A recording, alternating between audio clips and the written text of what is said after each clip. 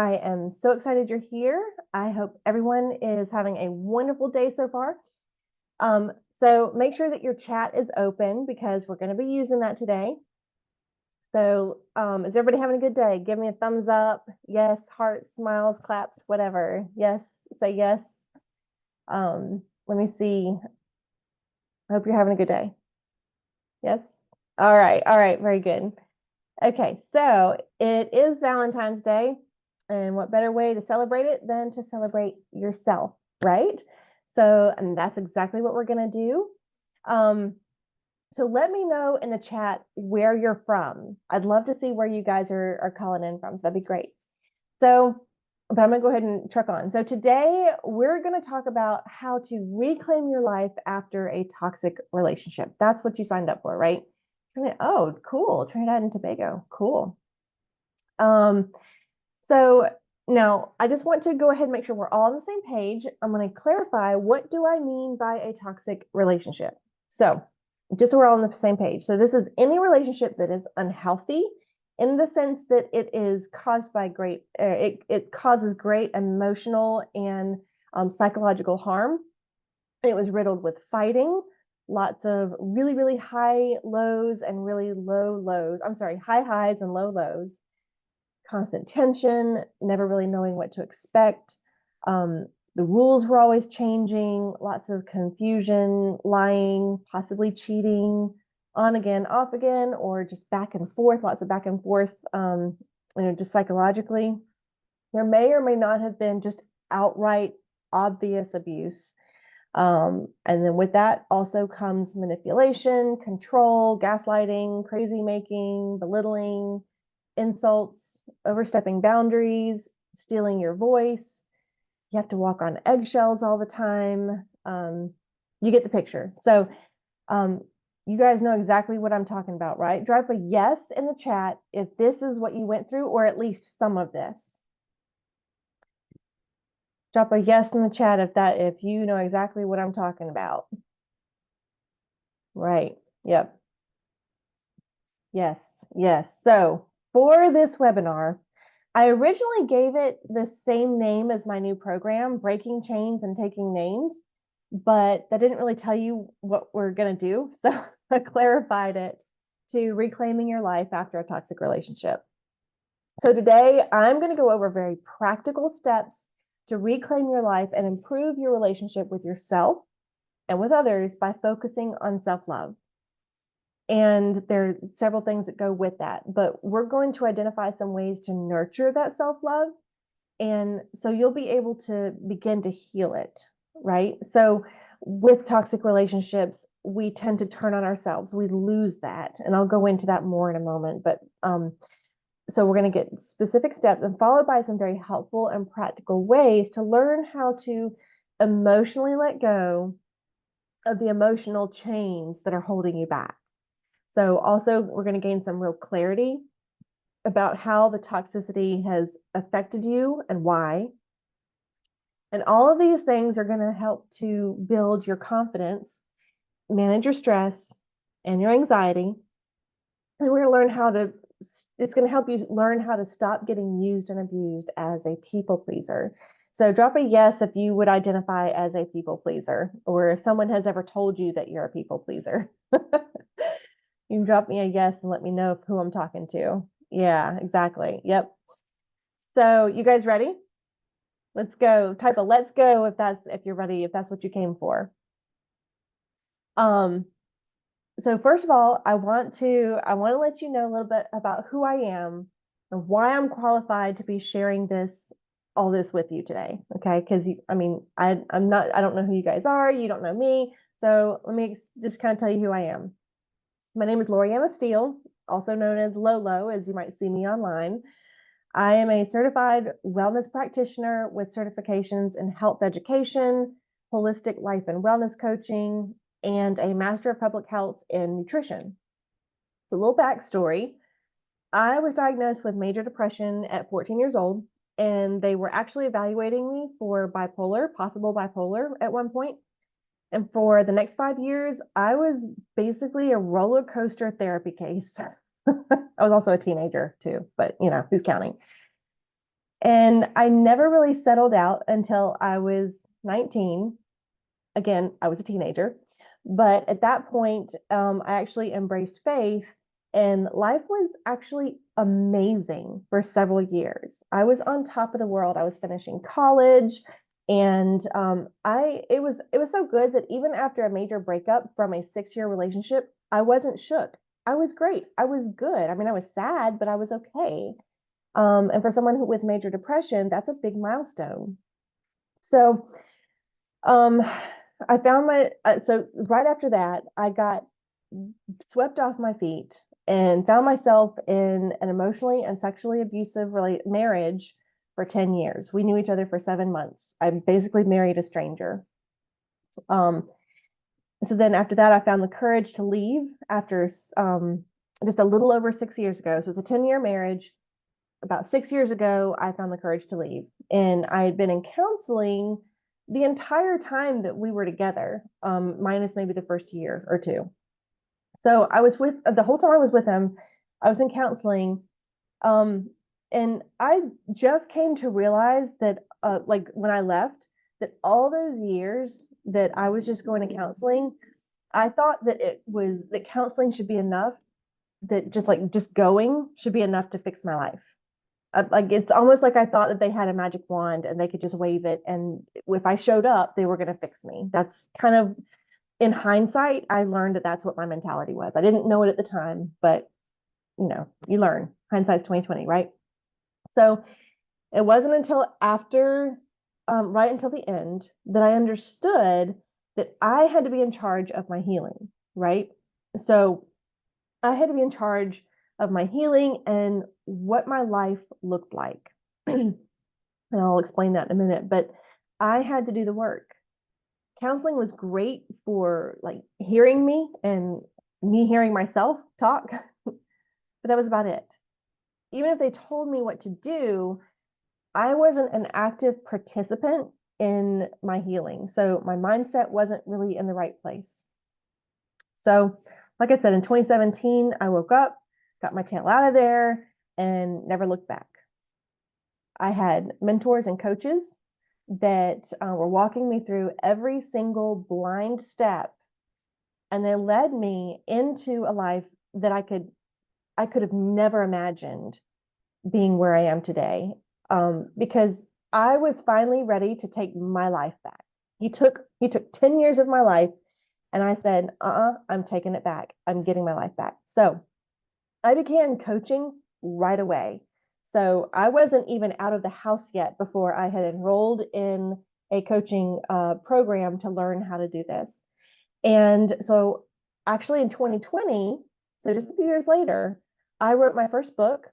It was published. I don't know if any of you came from Stand Up Survivor, but Lisa Alexander actually helped me publish it. If you did, you might know who I'm talking about. But so uh, I wrote and published my first book in 2020 called "You Think You Know, But You Have No Idea," which shares my whole story, every ugly detail. It's no holds barred, and the purpose is so that you can be validated, that what you went through really did happen.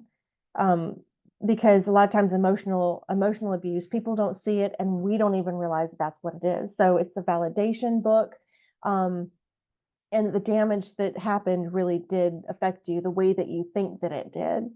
So I explained the why and the how, and then also how to break free and begin the healing process. So I went through the very transformation that I share in my program. I went through the whole thing myself, and a lot of it was me learning on my own of how to, instead of being a people pleaser, be a people helper and supporter, and repairs the self-love and gain confidence and all that. So now I specialize in helping women break the toxic cycles of emotional eating, people pleasing, self-sabotage, and to help keep them out of recurring toxic relationships and build healthy lives of emotional freedom and confidence that you love and that you deserve.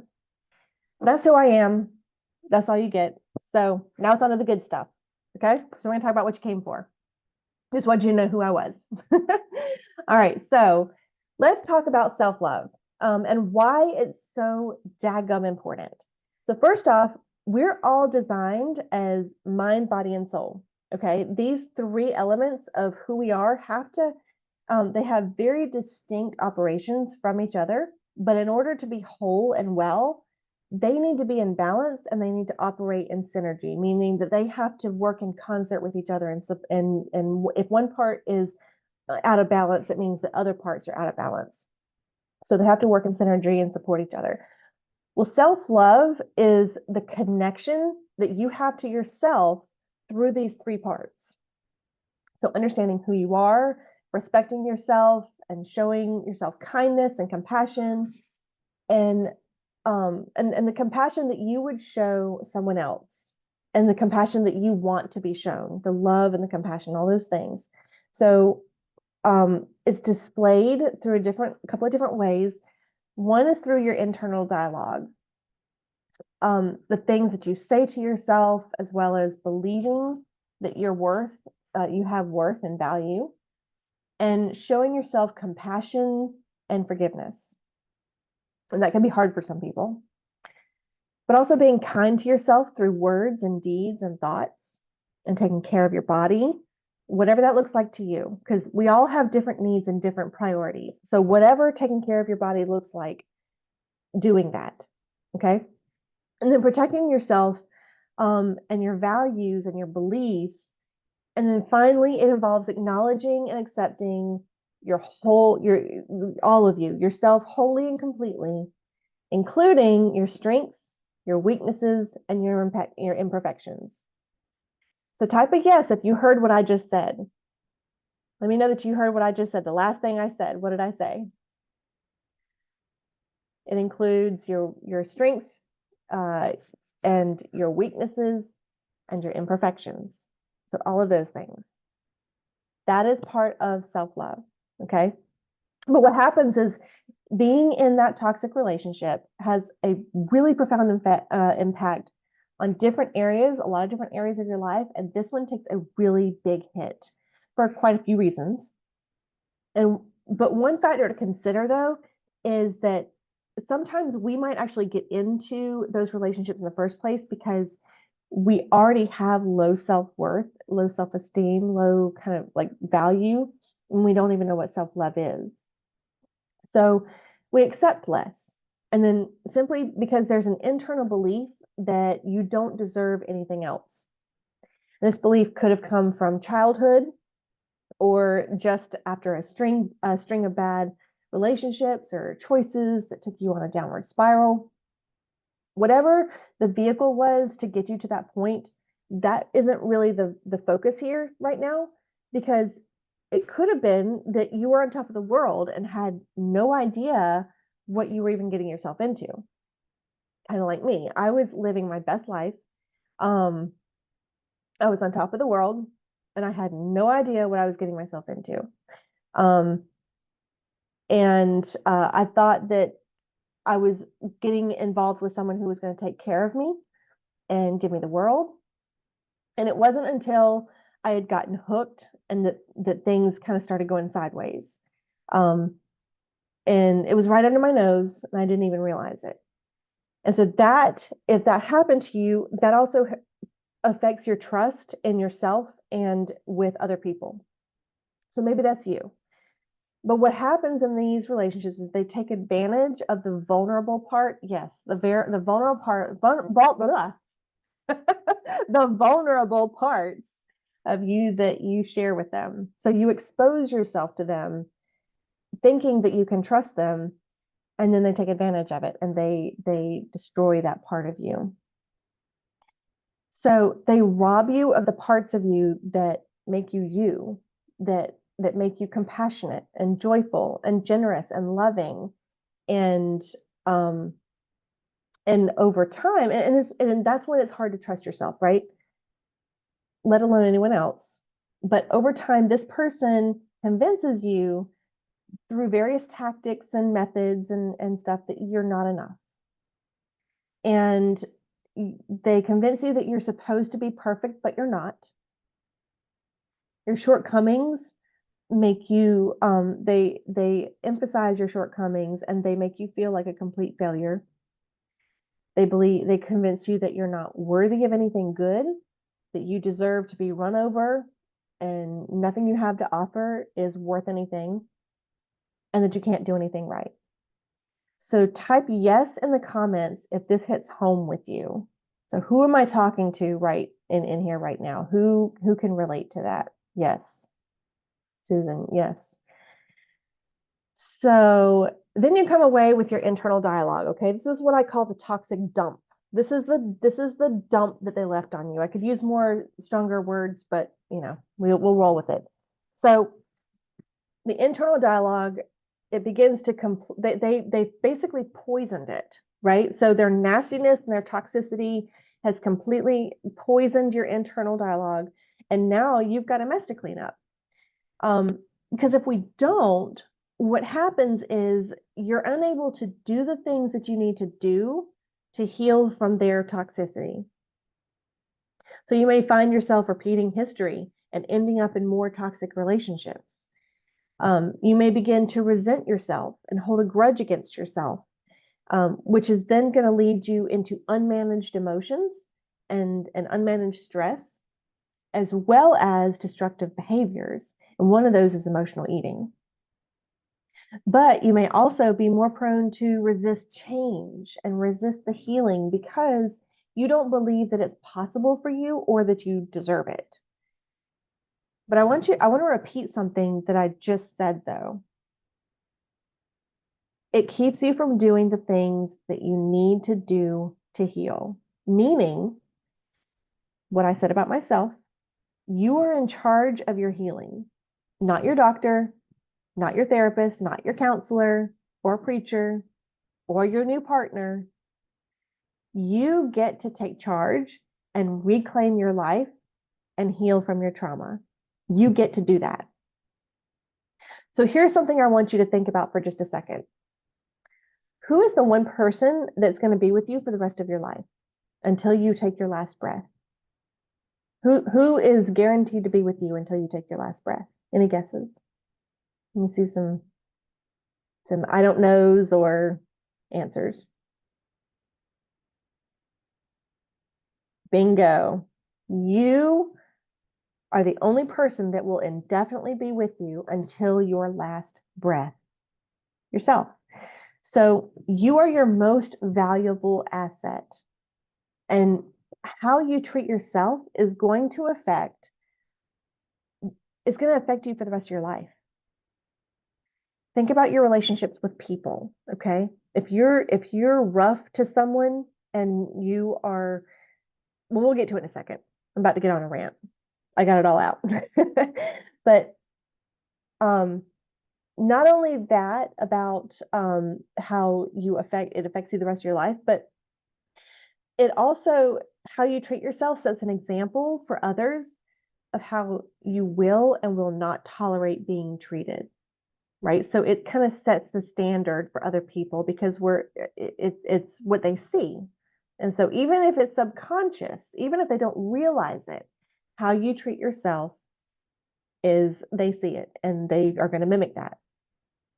Have you ever thought about that? Is that anything that you've ever kind of stopped and been like, yeah, definitely. And so you have to live with yourself for the rest of your life. So treating yourself poorly is going to make for a really miserable life, right? And it's also going to prevent you from moving forward. So let's break those chains of toxicity, shall we? Type yes if this makes sense, if what I'm saying makes sense to you.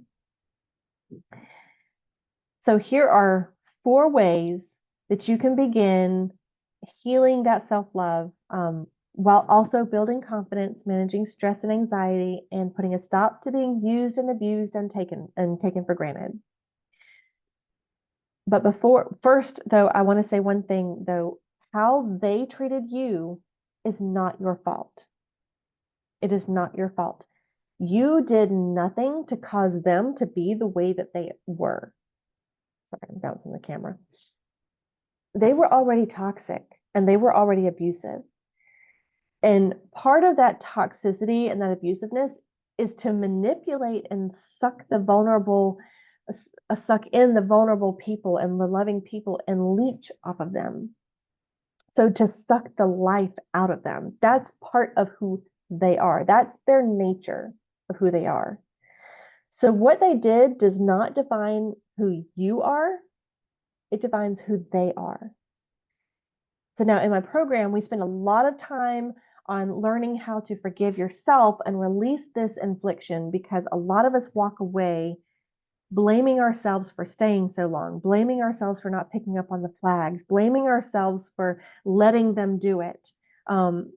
There's a lot of self-inflicted pain associated with believing that we're at fault. So we spend a lot of time with that on my program.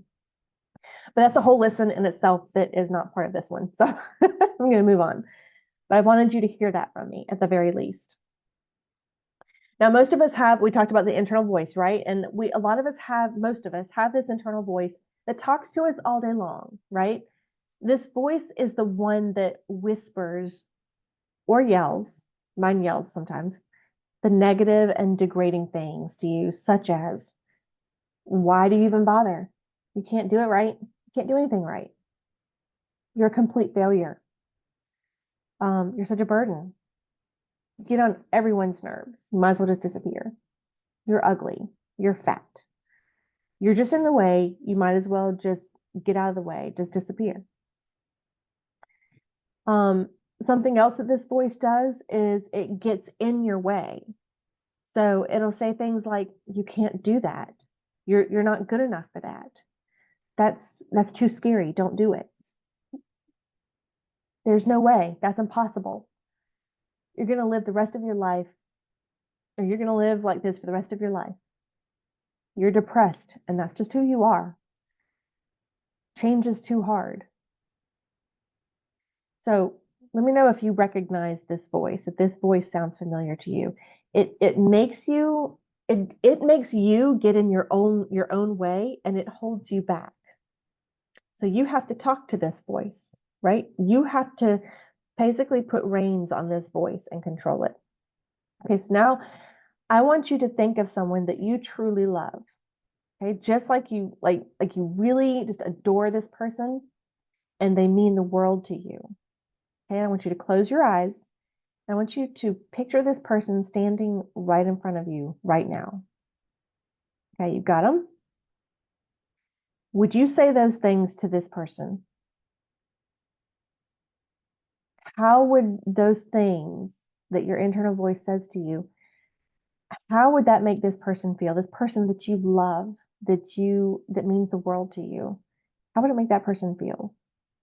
Does it build that person up and make them feel amazing? No, absolutely not. It tears this person down. And if this is an especially vulnerable person, like maybe a child or just someone who is like yourself, it could completely destroy them, emotionally, right? So why do we say these things to ourselves? Why do we let that voice flow to say these things to ourselves? Why? Why do we let it? So my next question for you is, all those things that the voice says, do you truly believe those things? I'm not worthy, I'm no good, I'm a burden, I'm not good enough, I'm ugly, I'm fat, I'm annoying, you're too loud, you're too tall. Do you truly from the bottom of your heart, do you truly believe those things? Or do you know they're not true, but you still say them, you still hear them, and you still accept them? So think really deeply and honestly for a moment. Um, so no, these are fabricated lies, and they're meant to belittle you and to destroy you. They don't bring you life. They kill you inside. Am I right? Let me know in the chat. Y'all talk to me. So here's another part. Did your toxic person ever say anything like this? Or maybe even just allude to them by the way that they treated you? So one way to reclaim your life after your toxic relationship is to take back what they took from you. So one of the things that they took is your inner peace, this internal dialogue, your inner peace. And that inner peace cannot happen when you're constantly berating yourself with negative self-talk. So if you're wondering why you can't get out of the pit that you're in of depression or the web of anxiety or the constant toxic relationships or any of these things, these toxic pits, you first have to take analysis of your self-talk. How are you talking to yourself? And right now you might be saying, okay, I get it. I get it. You're right. But how? I don't know how to make it stop. I mean, it just happens. It's just there. I don't know how to make it stop. Well, that's what I'm going to help you with. Okay. But this requires a level of self-awareness. Now, self-awareness is, we go into emotional intelligence. That's actually one of the pillars of emotional intelligence. And we go into that in the program. But I want you to write this down, okay? So if you don't have a pen and a paper, I don't know if I said that before, you need to grab one because you're going to be writing stuff down. So write this down. So you have to first notice your thoughts, and you have to take each thought captive.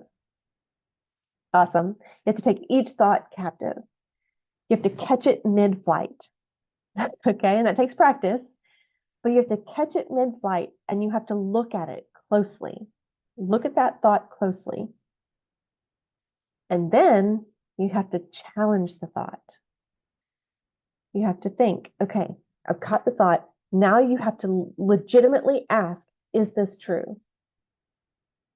And when you realize that it's not, you have to let the thought go, which can be really, really hard. And it takes practice.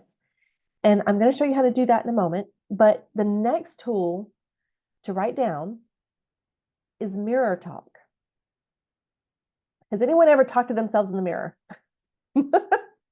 before? Or have conversations with other people in the mirror? Or is it just me? Am I just the weird one? It sounds kind of funny doing the mirror talk. And it feels weird when you first do it, but I promise when you crack that seal, I promise it works. So, but first you have to give yourself permission to be uncomfortable. Is that anything that you've ever thought about? Have you ever thought about giving yourself permission to feel uncomfortable? This is change. This is growth. This is new.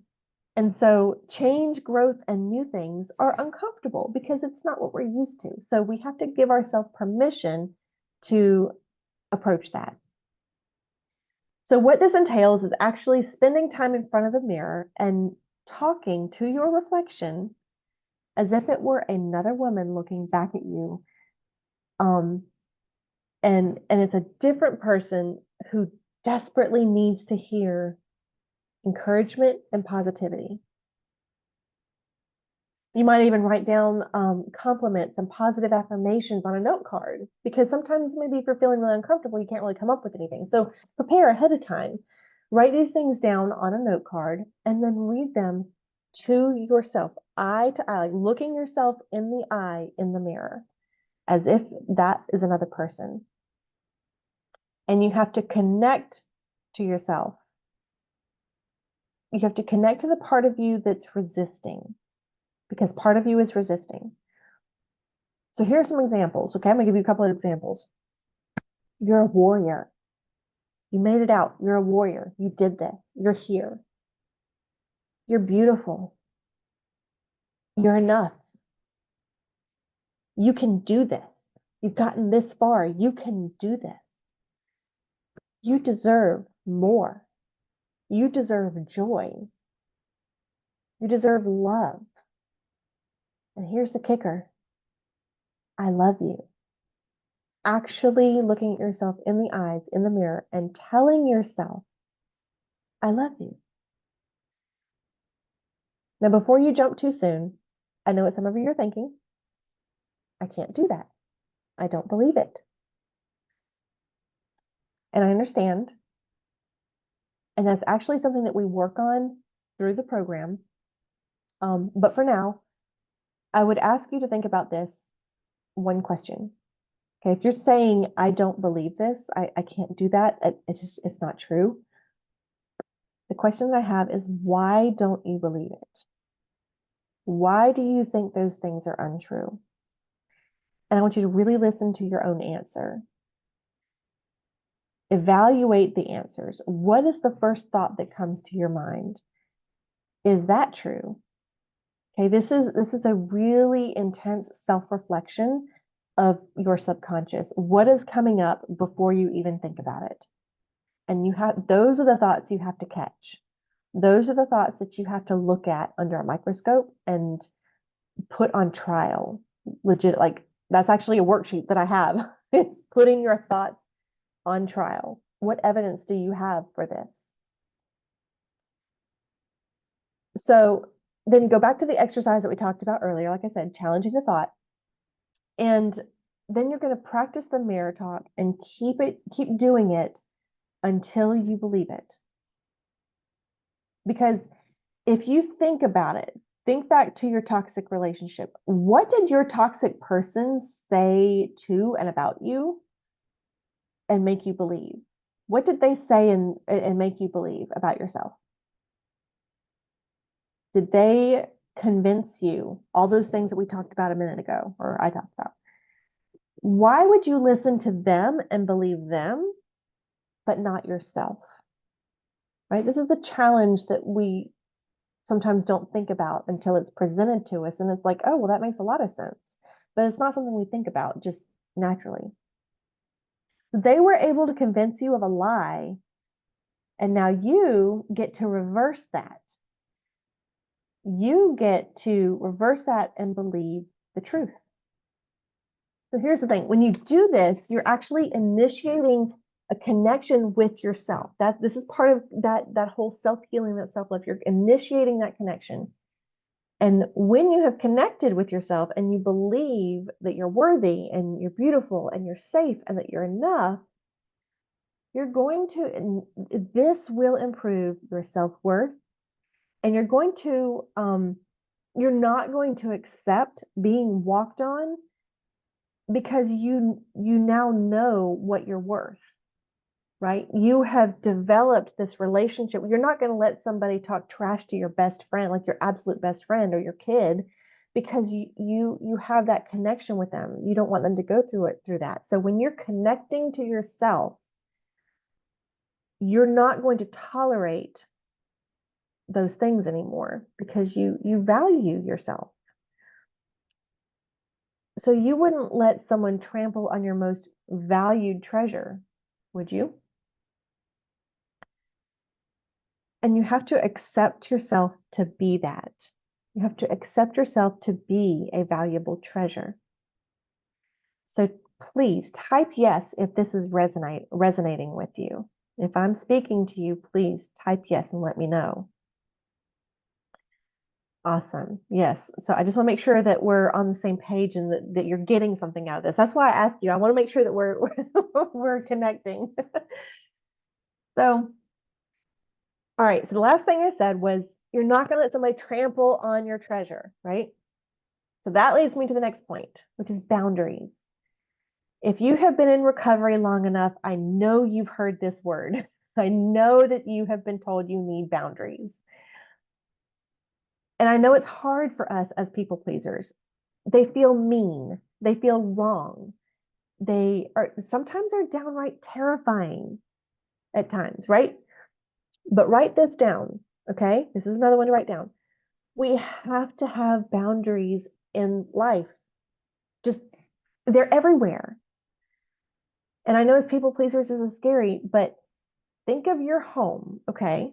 We're gonna work through this. Think of your home, think of your property, your land, special access areas in different places, like maybe the mall or wherever, special access, areas that are off limits, completely just off limits. These are places that intruders and trespassers are not allowed. You wouldn't let somebody just barge in your house and do whatever they want, ransack it. There's a barrier there. There's doors with locks and windows with locks and walls to begin with. I mean, some countries don't even have walls on their house. So these are barriers, these are boundaries. To get into these places, you need a pass, right? You have to be able to access these places correctly through the right entrance, and you have to have a pass to it. So going back to being trampled on, you have to set boundaries to keep people off of your grass and out of your garden. So to do this, you have to you have to know what you will no longer accept. Okay, that's the first thing to write down. Know what you will no longer accept. Decide how you want to enforce that boundary. Decide what will happen if the boundary is crossed. So that would be a consequence. So what are the consequences of the boundary being crossed?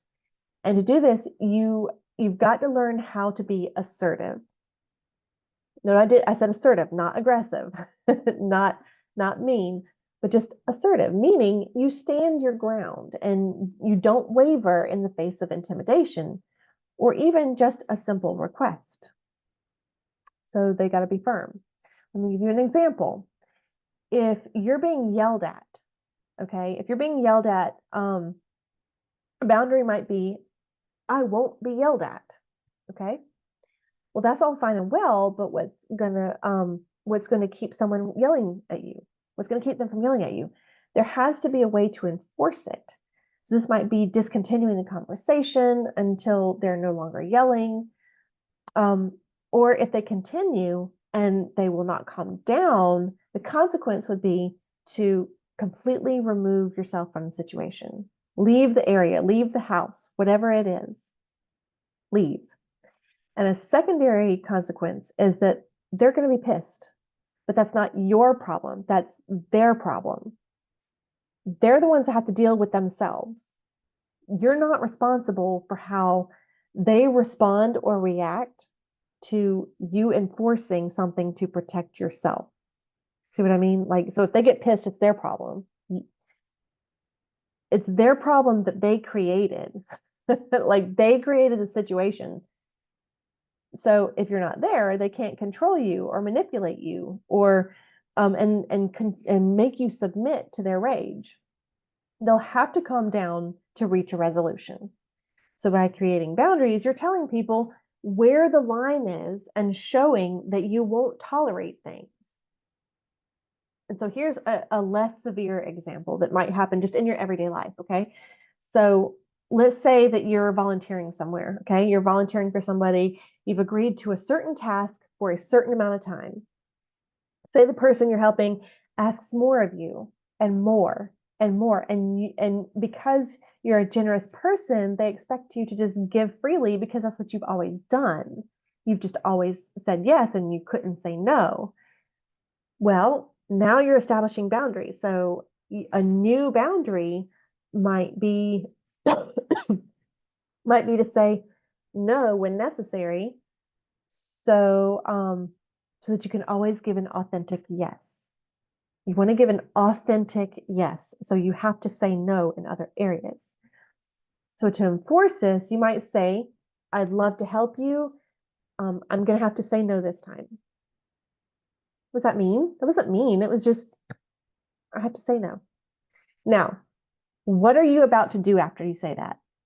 If you're a people pleaser, you know we all do this next. What is it? What do you do after you say no? What do you always do? Or what did you used to do? Can you guess? I'll give it to you. You give an excuse, don't you? You give an explanation as to why you said no. I can't this time because da da da da da. You give them the reason that you're saying no, even if it's just, I mean, if it's just because you don't want to, you find a reason, you look for a reason, but sometimes that's why you said yes, because you don't really have a reason to say no. So I mean, I don't have anything to tell them as to why why I'm saying no. So if I can't give them a reason, I have to say yes. That's how the people pleasing works. But here's a stumper for you. You don't owe anyone an explanation. No matter how much you care about this person, your reasons are none of their concern. That feels really wrong to most people pleasers at first, but it feels mean and cold to just stop at no. But the more that you give them, the more they have to bargain with, and the more that they have to make you change your mind. You're giving them rope. So if you just simply say, no, I won't be able to this time, and leave it at that, they can't argue. They can't beg or twist or manipulate. There's nothing to work with. You have the floor. And when you do this enough, you learn that people actually respect you more and they value your time and your energy more. And your confidence actually builds each time you do this. Have you ever noticed how you feel kind of low when you're getting, when you're just saying yes all the time? Because people aren't valuing your yes. It's not reserved. Now, if you don't have my free boundaries worksheet, don't worry. You're going to get an email when this is over that has a link to download it's a worksheet that tells you exactly everything I just said and gives you slots to actually put your own boundaries and some examples and stuff. So you'll get that. If you don't already have it, you'll get that when this is over. Now, in order to be able to hold your ground with confidence, you have to actually know who you are. So, what you stand for, what your values are, and you have to understand your identity because you have to know who you are to know what you're protecting. And what do I mean by identity? The identity is the part of you that makes you you. So, your values, your goals, your dreams, aspirations, morals, beliefs, your purpose. These are the things that make you who you are. And what happens with toxic relationships is that it's stripped away from us. I heard one person put it like this. It's like we're flowers and they have slowly over time plucked each little petal off of your flower to where now you're just a stump. There's nothing left. You're just a stump. And you're not a flower anymore. You're different. Um, you're no longer you. You're just existing with little to nothing left that was you. But now you're starting your life back, right? So this is the process. Now you've got the floor and you are starting your life back and you're ready to build your life back up. And guess what? You get to redefine who you are. You get a chance to really dig in and understand who you are and who you want to be. And this is actually one of my this is my favorite part about recovery and reclaiming your life because you get to learn things about yourself that you may not have even realized. You get to open up your mind and you get to open it back up and explore areas that were shut off. And you might have grown in ways that you didn't even know because you weren't able to access that. You get to put back all the pieces that you do want and leave behind the pieces that you don't want. You get to paint your canvas with color and beauty instead of the murk and the mud that they were giving you. It's a whole new process. So understanding your identity is like it's a huge chunk of reclaiming your life. So let's look at how you figure this out. Okay. So one thing I always have everyone do in this program is you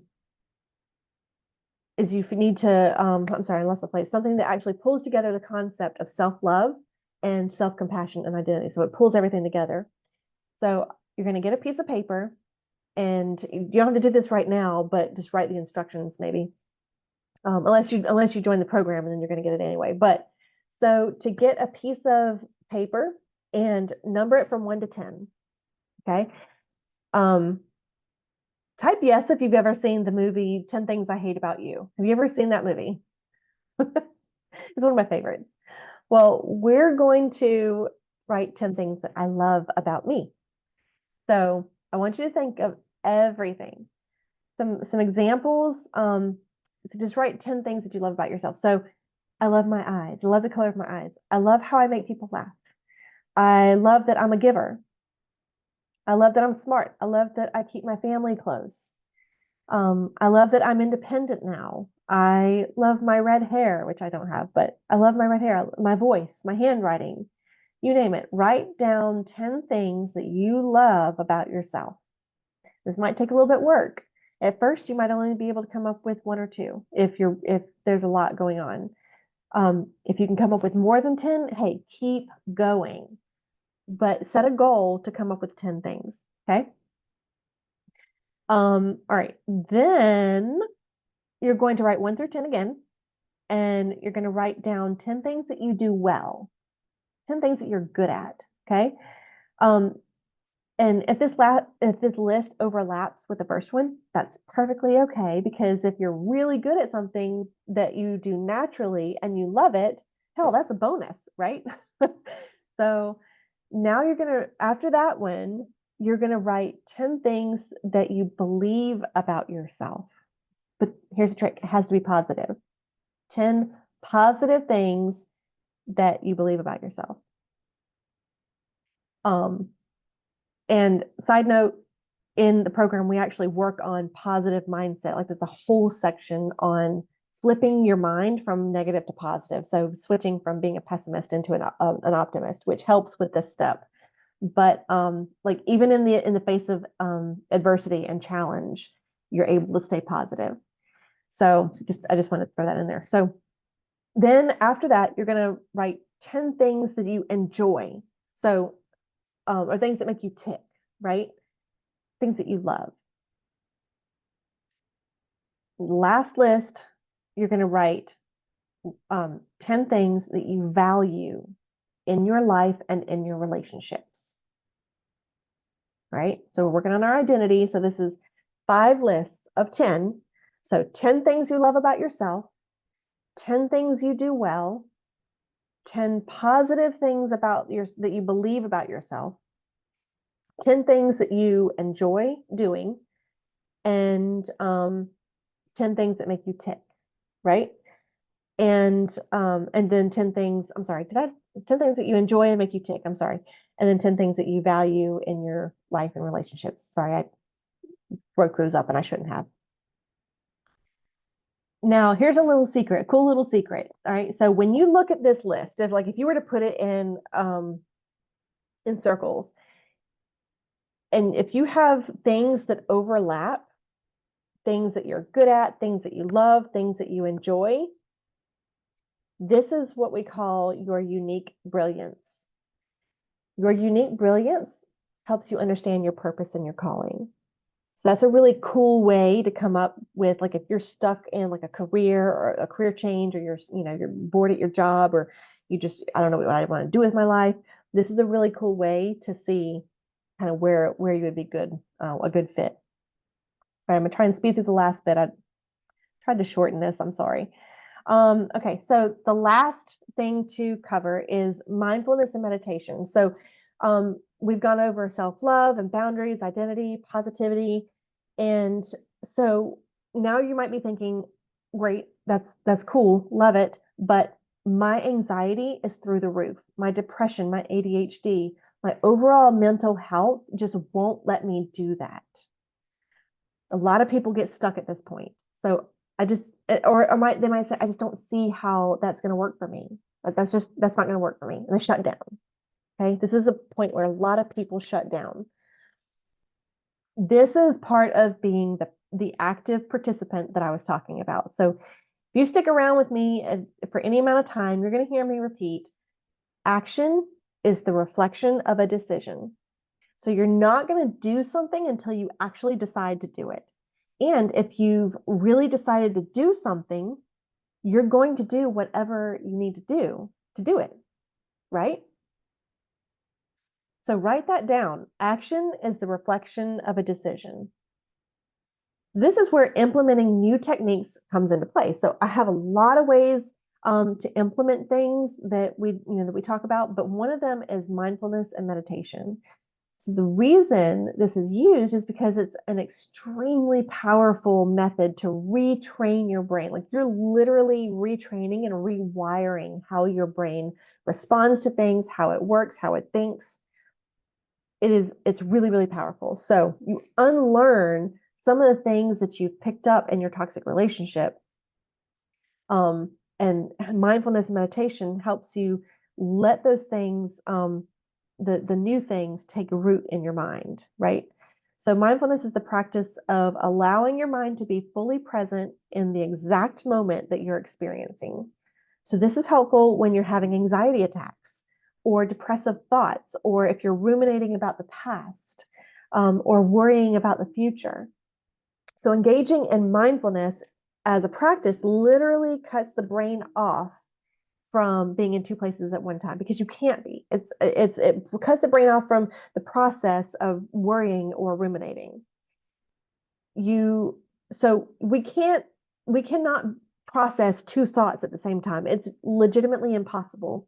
We can bounce from thought to thought, like our mind can race from, like, within a nanosecond, you could have a new thought, but you cannot have two thoughts at the same time. So, mindfulness trains you to experience life as it happens. Literally, so you've heard like one step at a time. That's mindfulness. So it's really helpful just to show you, like how we just focus on the very moment. We're running out of time, so if you want me to walk through mindfulness with you, I can do that, but I don't want to hold you over too much longer. But let me skip over to meditation. So, so when you're so first of all, hold on, I lost my place.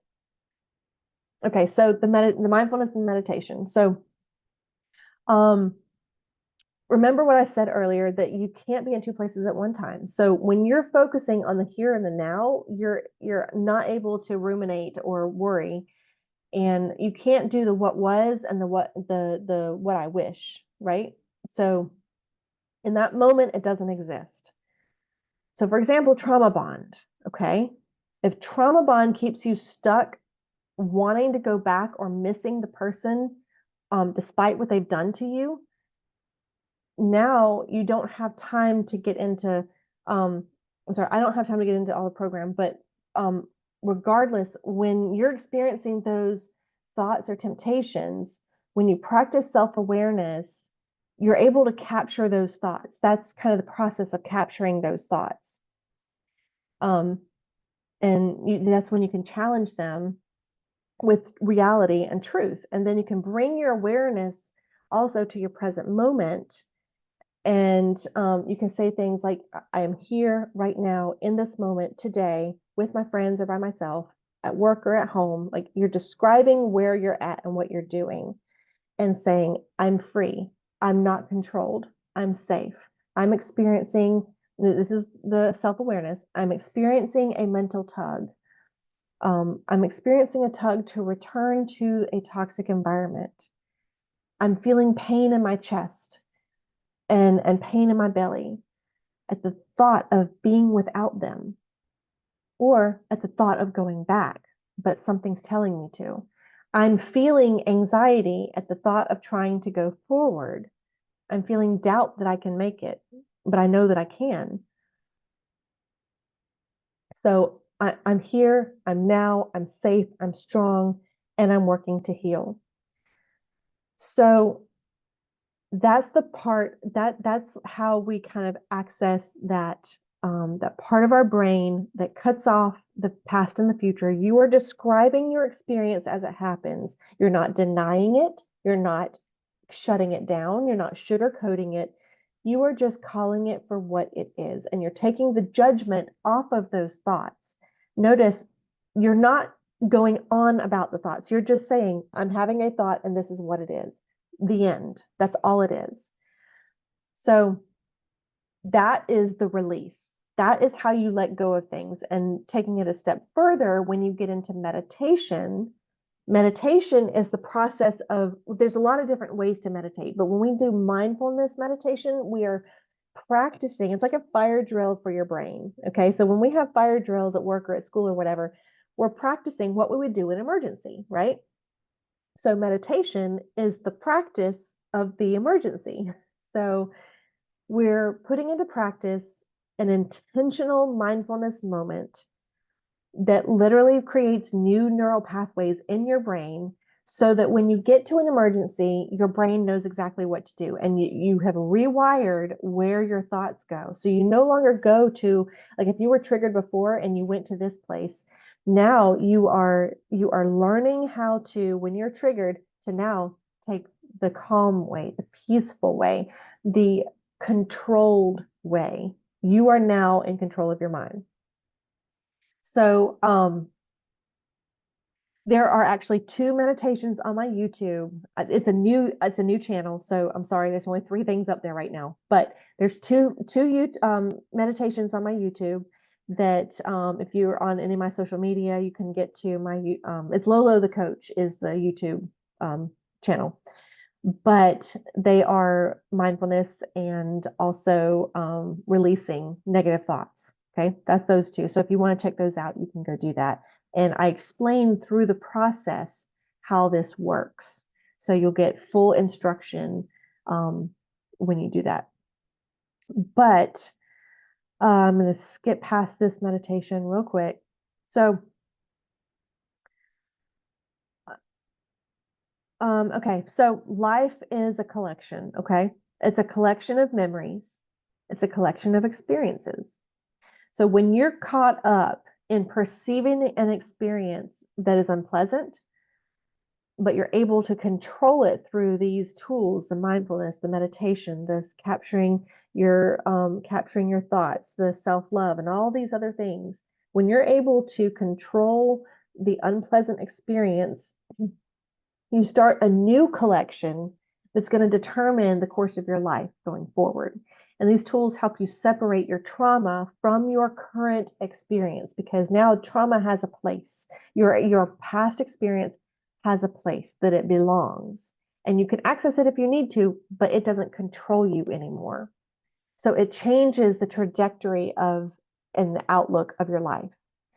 So you're enabling it's enabling you to get to the place that you want to be, which is a place of peace and self-control and joy and freedom, right?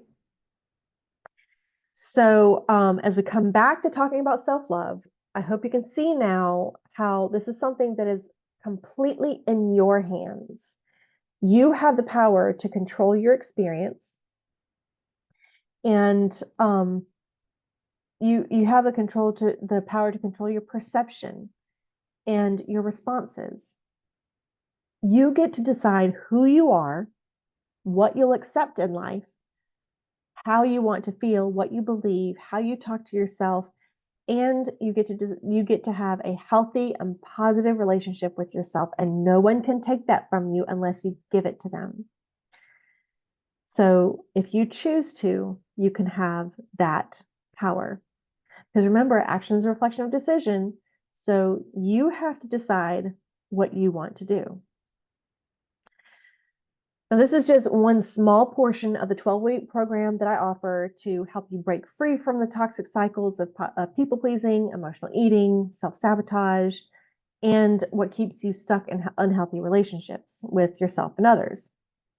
So we cover other topics like overcoming fears, identifying and intercepting triggers, and creating new responses, self-forgiveness, emotional eating.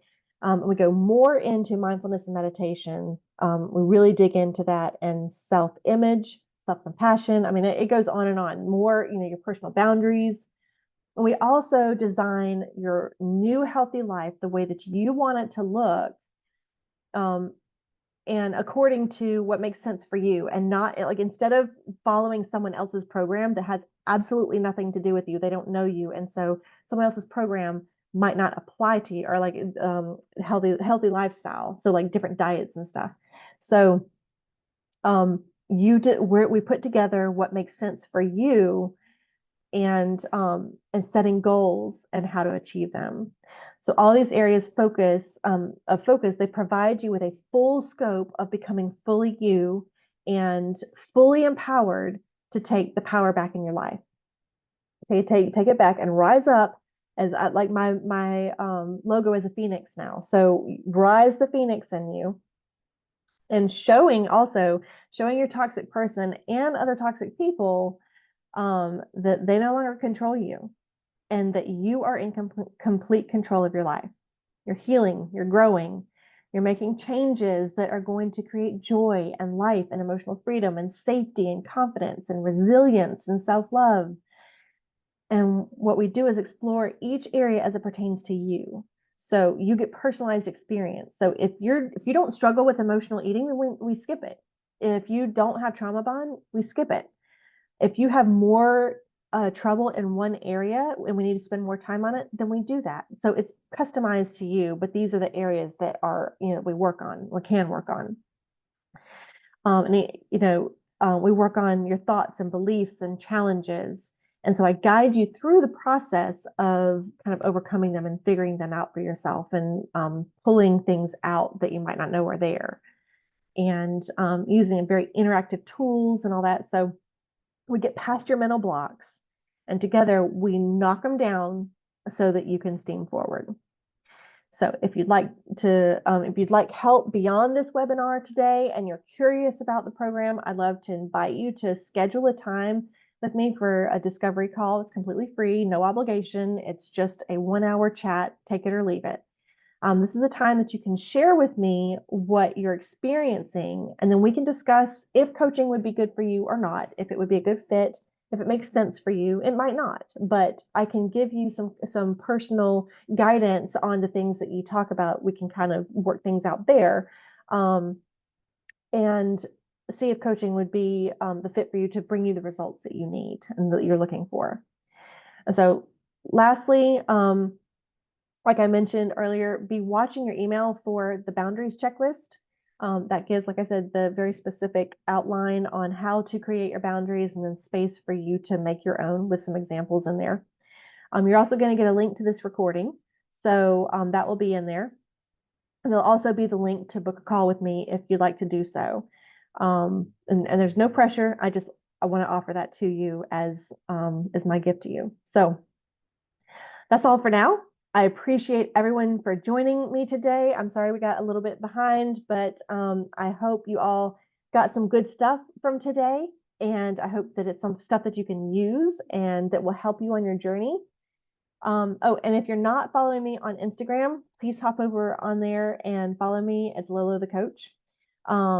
And I hope you all have a wonderful day. Oh, you are so, so welcome. I love doing this. So reach out to me, connect with me online, stay in touch. And if, like I said, if I can help you, that is what I'm here for. So this is ultimately my calling. So I love you all.